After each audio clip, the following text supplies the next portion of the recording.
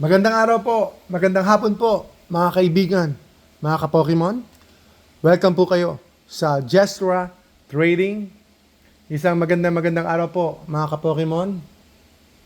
Mission Impossible po tayo, mga ka-Pokemon. At sa darating po na Saturday, ay meron po tayong raffle giveaway, mga ka-Pokemon. Sa Saturday po, meron po tayong raffle giveaway. Medyo malakihan po tayo, nag-scale po tayo up, mga ka-Pokemon. Kaya tulungan niyo po kami, suportahan niyo po kami, mga ka-Pokemon. Hindi na po basta-basta yung ating pamigay ngayon bilang tulong natin sa ating community. Magpapamigay po tayo ng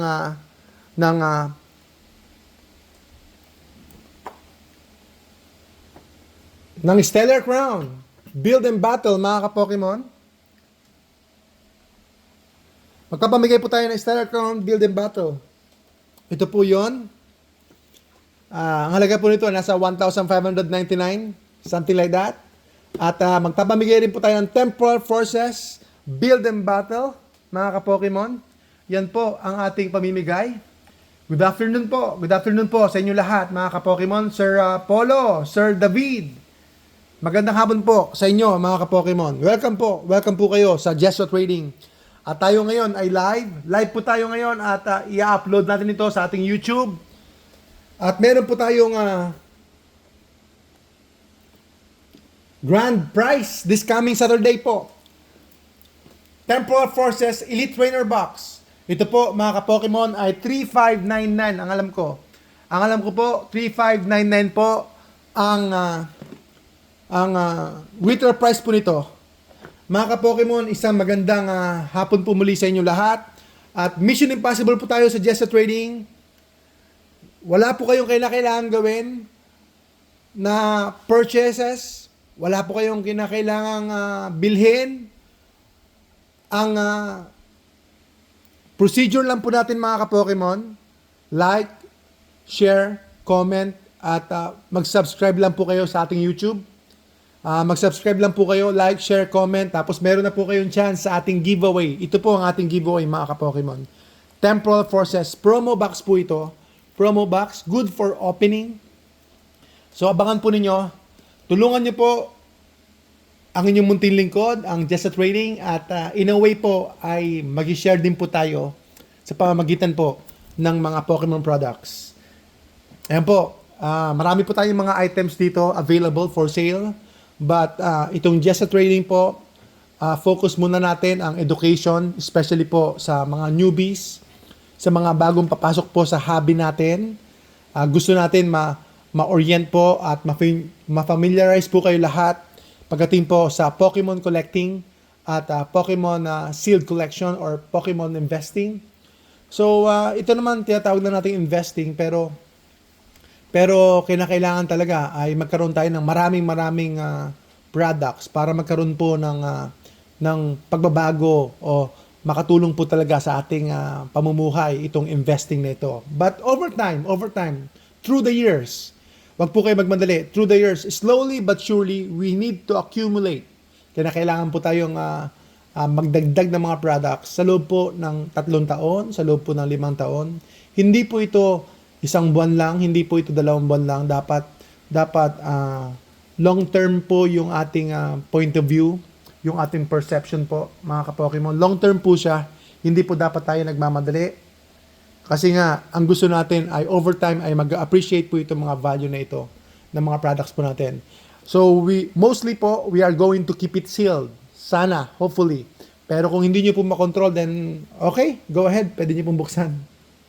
Mga ka-Pokemon, bahala po kayo. Pero yan po ang advocacy natin dito sa Jestra Trading. Keep it sealed at over time po ay magiging beneficial po sa inyo, sa family niyo, at ma-appreciate niyo yung pag-akyat ng mga products. So ang isa sa mga basic po na sinasabi ko sa inyo, bumili po kayo sa legit, sa seller na trusted, na may credibility tulad po ng Jestra Trading. Bumili po kayo sa amin. 100% customer satisfaction po tayo, 100% customer guaranteed po tayo na original, na authentic, no tampering, no resealed. Bakit po? Experience ko na po yan mga ka-Pokemon. Pinagdaanan ko na po yan. And it is going to be so disappointing and and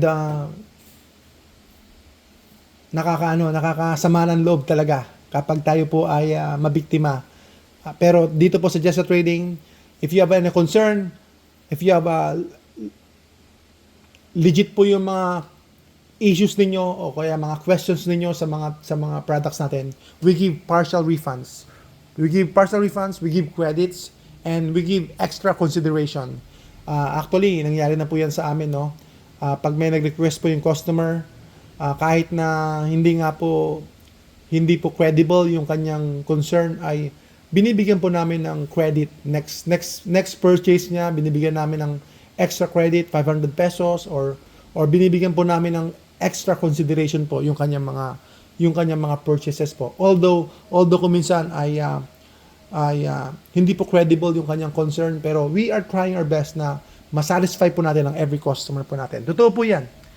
Subok po tayo dito sa hobby na ito, ang Just Trading po. At yun po ang inyong peace of mind sa pag-purchase po dito po sa ating mga products dito po sa Just Trading. Ayan, ang isa sa mga topics po natin before po ako mag-answer ng mga question. Pasensya na po kayo, may mga question po.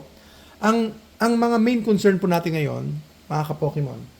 Before po tayo tumanggap ng mga tanong po mula po sa ating mga viewers, ay sold out na po ang Pokemon Center. Sold out na po ang Pokemon Center Twilight Masquerade. Sold out na po ang Pokemon Center Twilight Masquerade po, mga ka-Pokemon.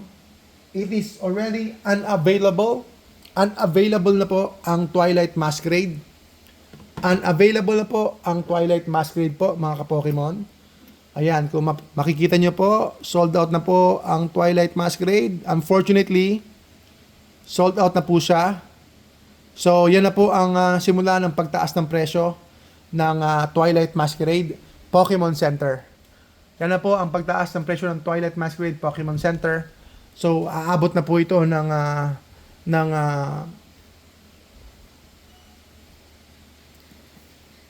mga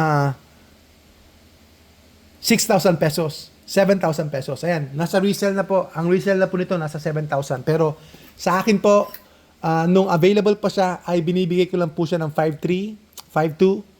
Ngayon po ay pataas na po ang presyo nito. So it's going to be too late. Too late na ulit. Pero pwede pa, early pa rin, pwede pa rin. Habang kasi simula pa lang na sold out. So it's going to be too late na kapag biglang nag-cycle na siya.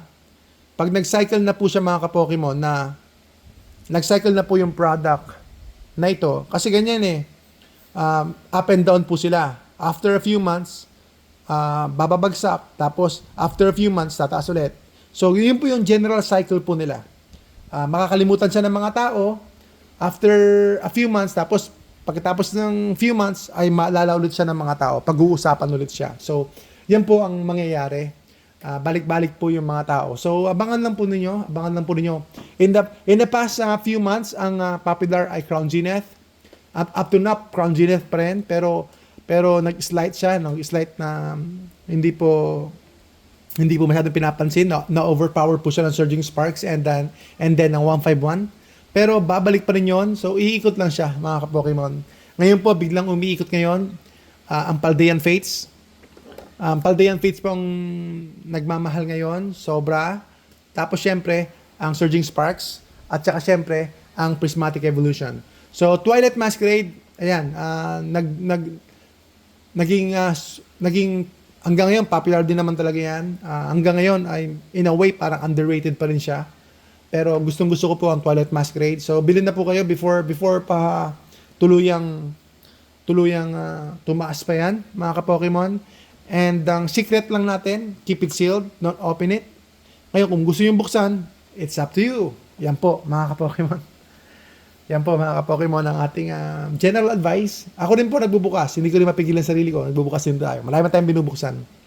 Pero dumating tayo sa punto na we realize na nawawala po yung value pag bukas po tayo ng bukas. So, we just keep it sealed. We just keep it sealed. Magbubukas tayo, pero most of your items should be sealed, mga ka-Pokemon. Most of your items, they should be, or supposedly, dapat sealed po sila. Kung kaya po ninyo. Mga ka-Pokemon, speculation lang po ito. Opinion ko lang po ito. Do not take this as a rule of thumb. No, this is not a rule of thumb, mga ka-Pokemon. This is only my suggestion, advice, guidance, at speculation. Speculation ko lang po ito. Sa madaling salita, hula-hula ko lang po.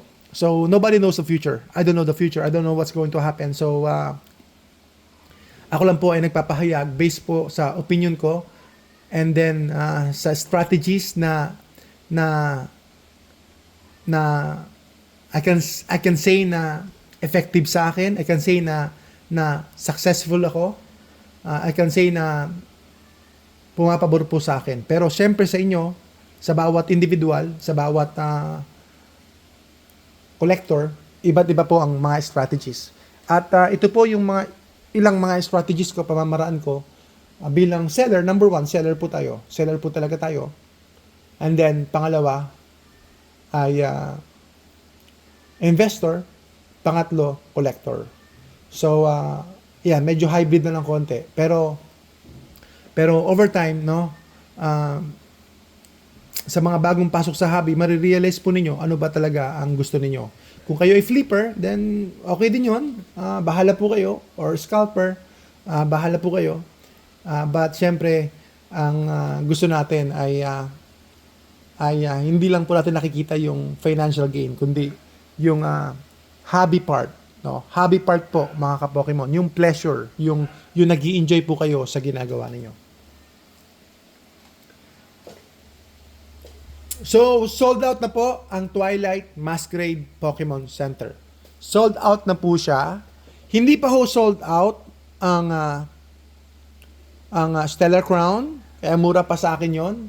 Ibibigay ko po sa inyo ng 5.3. Yan, maaaring 5.3 po.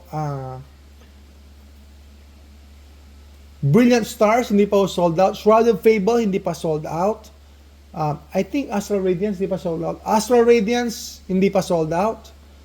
Shining Fates, regular ETB, andyan pa yan. Tapos, ano pa ba? Pokemon Center, Pokemon Go, andyan pa yan. Hindi pa sold out yan. So, yung hindi pa ho sold out, pwede nyo po ma-order sa akin as a pre-sale, mga ka-Pokemon. Advance po. At yan po ay expected natin darating this December hanggang March na po yan. December, January, February, March. Hanggang March na po ang ating mga pre-orders. And then that's advantageous po, beneficial po sa inyo yan, mga ka-Pokemon. Beneficial po sa inyo yan, mga ka-Pokemon, dahil nga hindi nyo bubuksan yung Pokemon Center hanggang mag-wait tayo hanggang February or hanggang late siguro hanggang March. Maghihintay po tayo. So, mapipreserve ninyo yung value po ng product. Ang speculation ko po, mga ka-Pokemon, yung Pokemon Center Surging Sparks. Congrats po sa mga nag-pre-order po sa akin.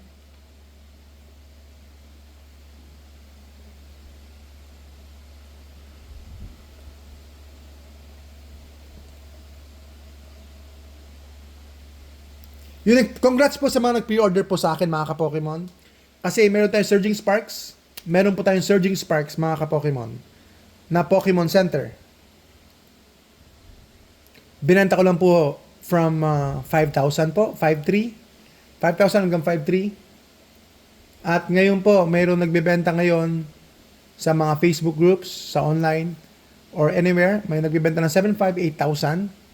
Ganun po yung presyo nito. So, it means na more or less, meron na po kayong unrealized. Hindi pa ho unrealized, hindi pa ho realidad. Wala pa sa realidad nakita. Nasa papel pa lang, nasa theory pa lang.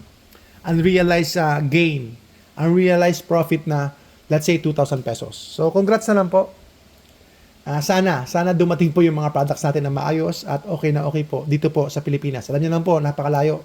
Napakalayo po ng Amerika, no? Napakahirap po ng logistic at saka ng mga proseso po ng shipping. So, yun na lang po ang hinihintay natin. Na-secure po natin yung ating mga products. So, mag-open po tayo ng pre-orders actually. Pero hindi na po sa halagang 5,000.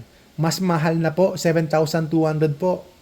At kung talagang serious po kayo, ay pwede kong mabigyan ng discount. 7,000 na po ang ating pre-order ng Surging Sparks Pokemon Center. 7,000 na po ngayon. Ang speculation ko nga po, sabi ko sa inyo, ay ang speculation ko nga po, sabi ko hanggang February 8.5.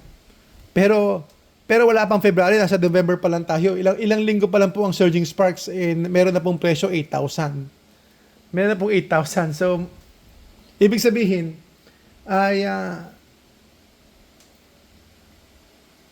miscalculation po ako o kaya mis-speculation. Kasi imagine niyo November pa lang ngayon, nasa ano na siya, nasa 7,500 to 8,000 na.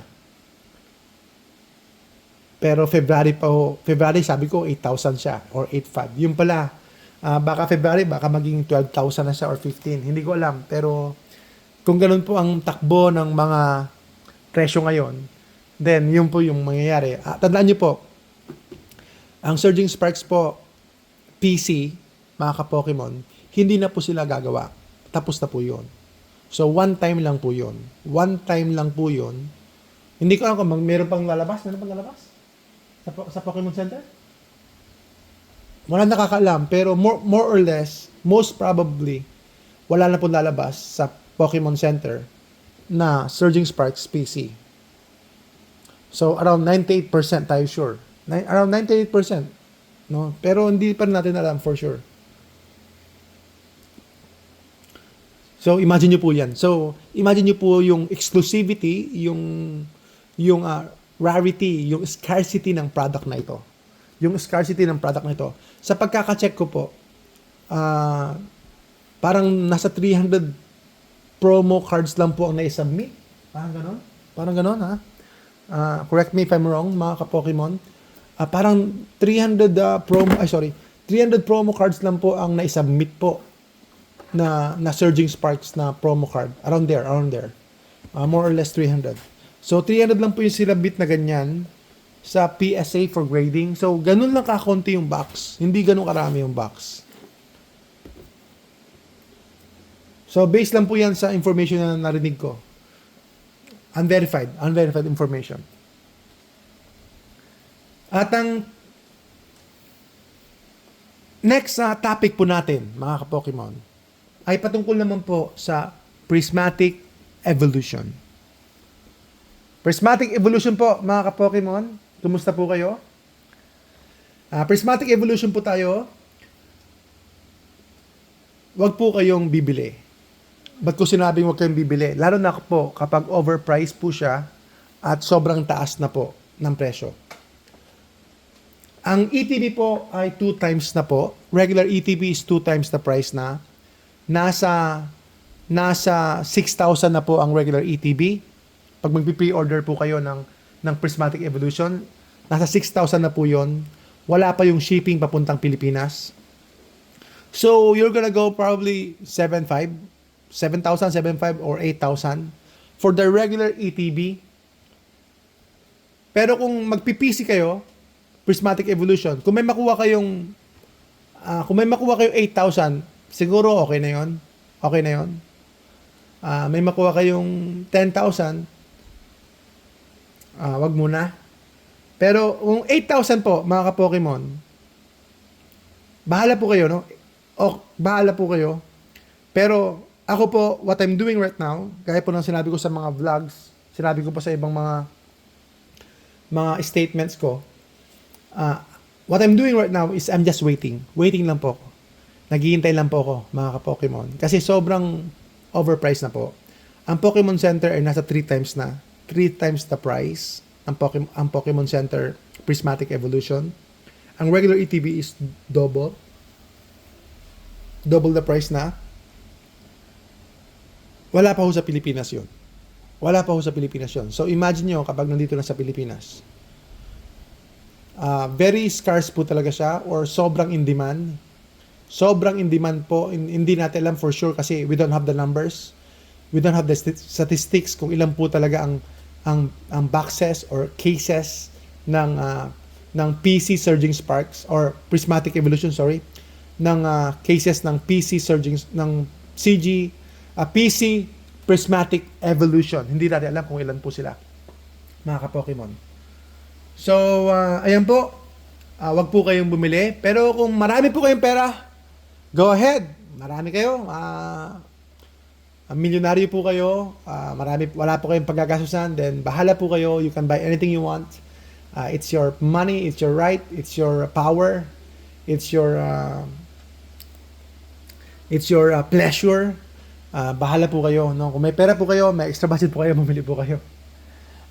Pero, sa mga nagbabudget, sa limited ang funds, don't be FOMO'd, don't be hyped as well. Kahit na gustong-gusto na natin, gustong-gusto ko nang bumili, pero pinipigilan ko sarili ko. Dito po sa yung papel GCash. Dito po sa Just Trading, ang advice po natin ay para makatulong po tayo sa ating community, para ma-educate po natin yung mga newbies. Karamihan po mga newbies, no? Nagtatanong sa akin, gaya ng mga sinasabi ko, Sir, magkano po ang pre-order? May pre-order po kayo ng Prismatic, pre-order po. Akala po nila, siguro, ang pre-order is 3,000, 4,000. Nope, it's not. Ang pre-order po, baka abutin ng 10,000. Baka abutin po ng 15,000. I don't know.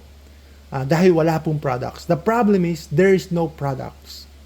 So, yung sinasabi ko sa inyo, the law of supply and demand.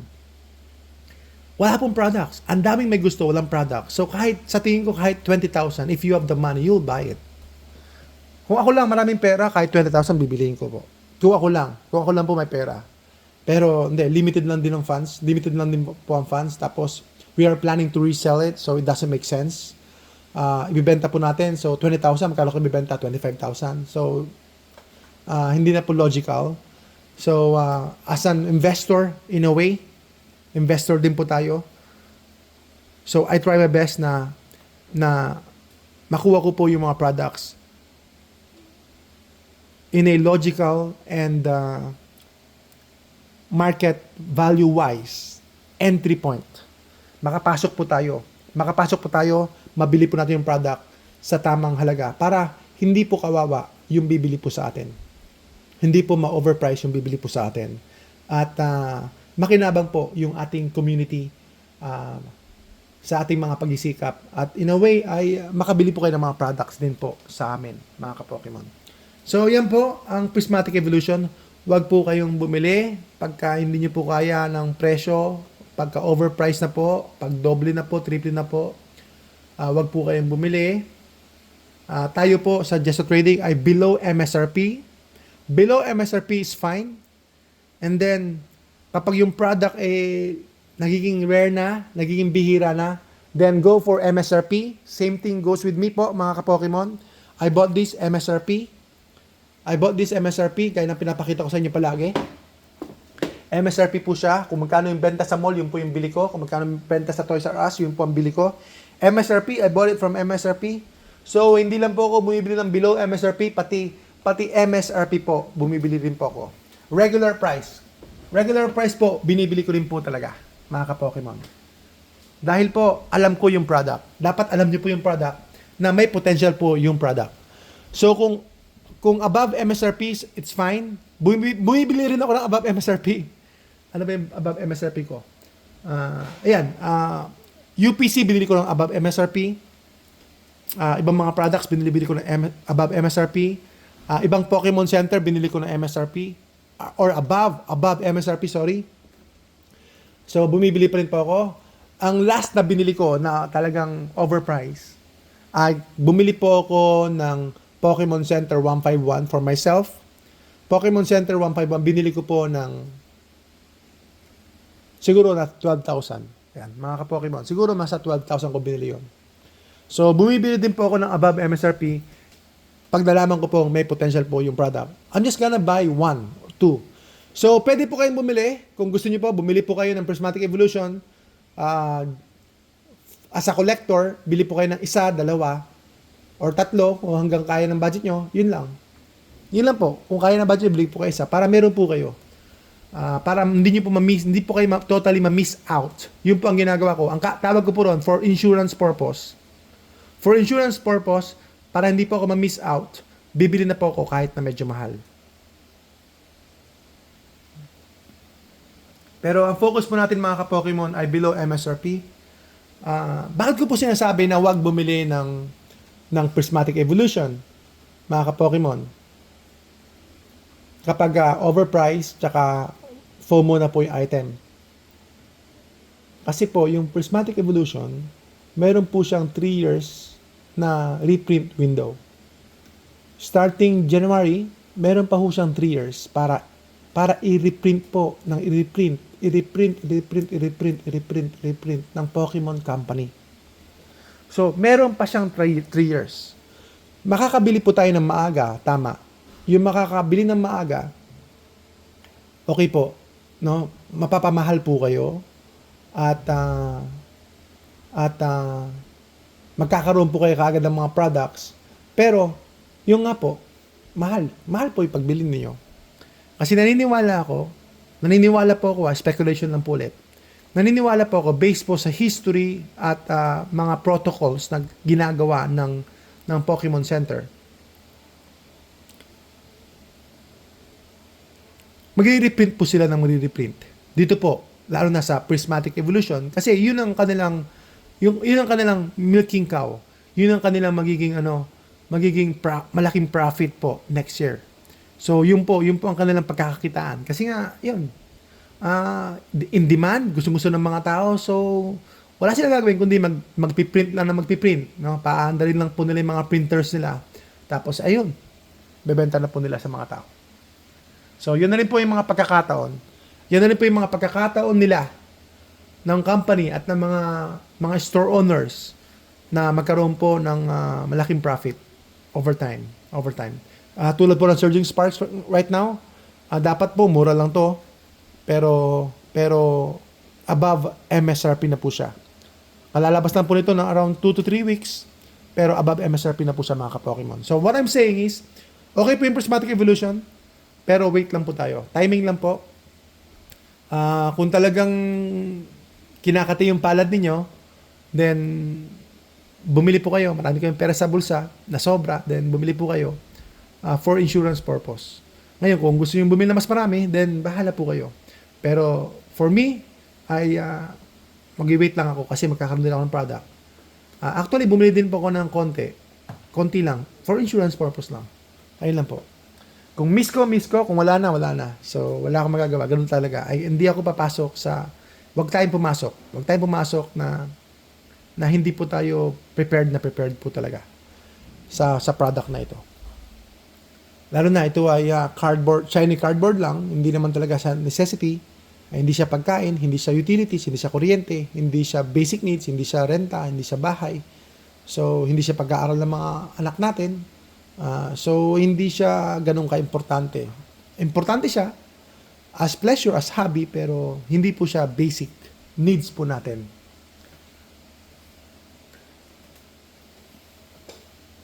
Ayan, yan po yung advice natin mga ka-Pokemon sa bahaging ito. Ayan, muli, ipinapaalala ko po sa inyo, this coming Saturday, tulungan niyo po ang ating community, ang ating page na lumaki po. Subscribe po kayo, share po kayo sa YouTube natin, manood po kayo upang ma-motivate po kami, ma-inspire po akong magsalita at saka magturo at mag-open up sa inyo ng mga products po natin. Kung ano po yung magandang bilhin niyo. Ayan. Marami tayong mga products dito para alam niyo po yan ang mga products po natin mga ka-Pokemon. Tuloy-tuloy lang po tayo mga ka-Pokemon. Yan lang po yung mga products natin hanggang taas, hanggang sa likod ko po yan. Meron tayong mga products. Ayan, marami tayong mga products dito.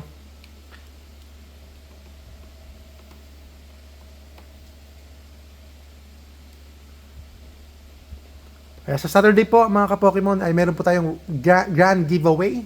Isa pong Elite Trainer Box at 2 Build and Battle. So, abangan po ninyo yan para makapag-share po tayo sa ating community. Maraming po salamat sa inyo. At i-close ko lang po itong YouTube natin. Salamat po. mga ka-Pokemon.